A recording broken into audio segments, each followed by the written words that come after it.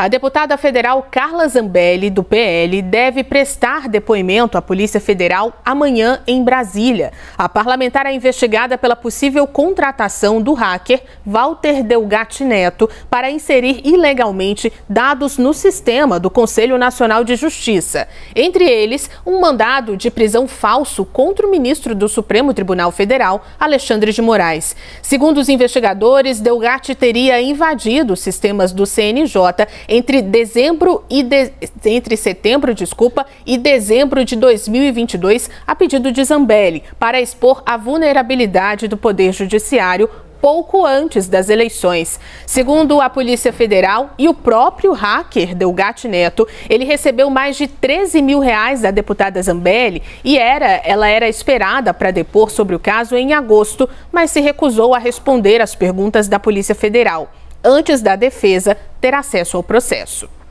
Eu chamo então para uma análise a Basília Rodrigues aqui do meu ladinho e também a Larissa lá em Brasília, porque esse é um ponto bastante importante, né, dessa investigação, que ali na CPI do 8 de janeiro ainda levantou, né, a CPI trouxe dados para a Polícia Federal investigar e agora a gente tem esse depoimento que era bastante aguardado, né, Basília? Esse depoimento pode ajudar a dar ritmo ao processo contra a Carla Zambelli no Conselho de Ética da Câmara dos Deputados. Qual tem sido a estratégia dos últimos tempos? A Zambelli submergiu. Alguém que sempre foi notícia, né? Sumiu dos holofotes, até mesmo neste evento recente da participação do ex-presidente Jair Bolsonaro no encontro com integrantes da Embaixada de Israel. Naquela ocasião, Zambelli se manifestou por meio de nota, dizendo que não foi a Embaixada que fez o convite, mas um grupo de parlamentares para que Bolsonaro participasse do encontro com Israel. Ela também se portou de maneira mais discreta do que o convencional neste ponto que divide a esquerda e a direita, o governo Lula e Bolsonaro. Ela tem trabalhado nos bastidores para se reconciliar com um grupo de bolsonaristas, o que tem sido muito difícil. Já há tempos a gente traz essas informações aqui para vocês. Apesar da ampla votação obtida nas eleições de 2022, a deputada Carla Zambelli, que tem um símbolo muito forte associado ao governo de Bolsonaro, à direita, apesar disso, ela não é pessoa benquista entre grupos bolsonaristas, até de dentro do seu próprio partido, do PL. Quando as acusações do hacker da Lava Jato, né, que virou hacker também do governo Bolsonaro, vieram à tona, alguns integrantes do PL pregaram a tese de que era hora de Zambelli deixar o partido, que ela responderia a um processo no Conselho de Ética na Câmara dos Deputados com chances reais até de cassação do seu mandato, porque aquele acúmulo ali de acusações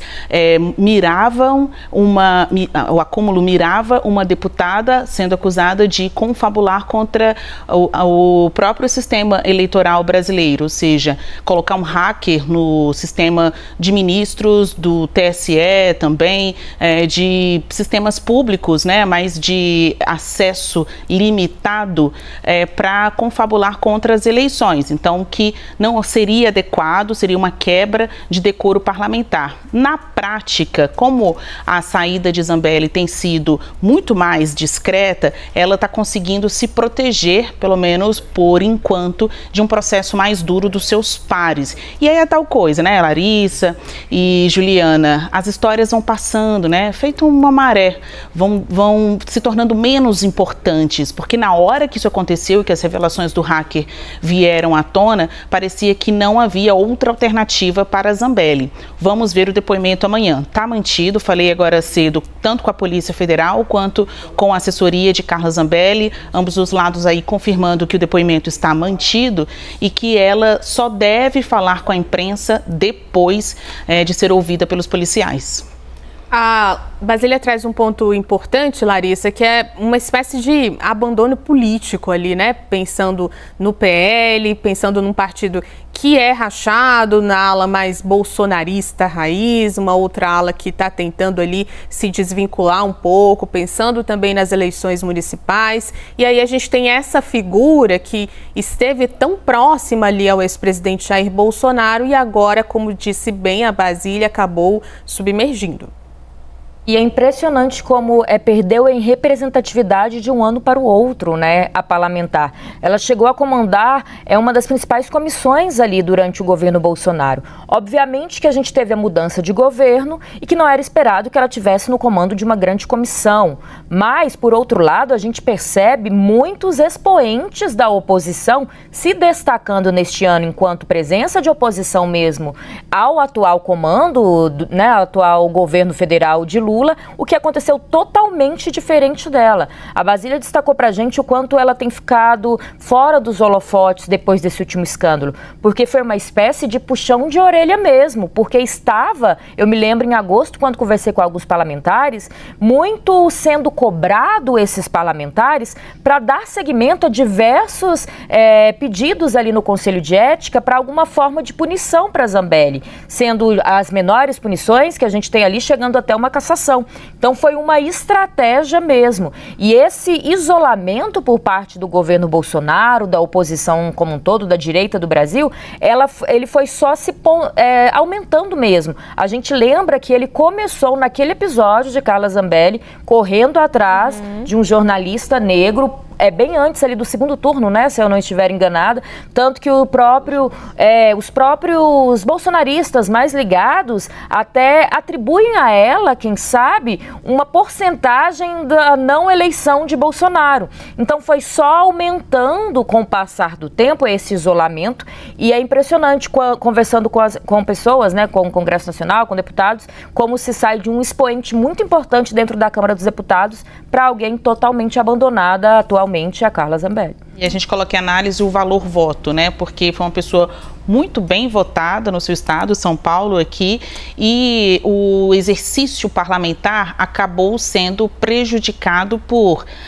pela vida pregressa, por atos que ela cometeu antes das eleições, pela dificuldade de articulação com o seu próprio grupo, porque neste momento sempre vão ter os mais ideológicos, os mais radicais, nesses grupos de apoio a quem foi governo, né? Quem é governo e quem já foi governo.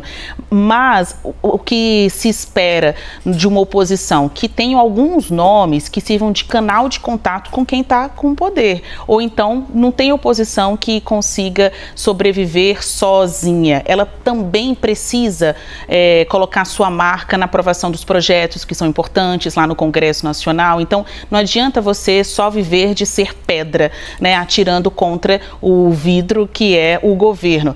A Carla Zambelli, ela perdeu os seus canais de contatos com os moderados, com os radicais. Então, em várias situações, ela é uma parlamentar isolada, mesmo com tantos votos nas eleições. Por isso que eu chamo a atenção para esse valor voto. Então, muitas pessoas que depositaram seu voto em Zambelli, na prática, não estão conseguindo ser realmente contempladas, né? Ver a sua parlamentar exercendo integralmente o seu mandato diante do cenário de momento, e inclusive investigativo, que acaba colocando algumas barreiras, né? Limitações.